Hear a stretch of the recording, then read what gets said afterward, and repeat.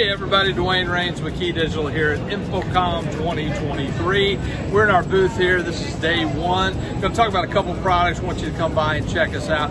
First off, we've got our amazing little KD-WP8-2. This is our 8-button IP controller, but it's not only IP, it's got one RS232 and one IR port on it, as you can see here.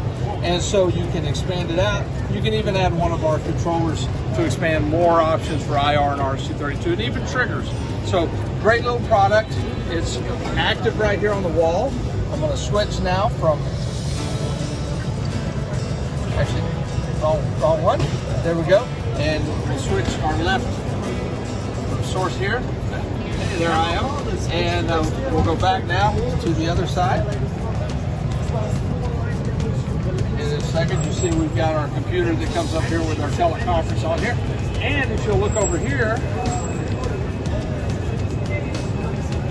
with our free KD app, you can even run this virtually, and it follows itself, so you can do the same thing here as I did.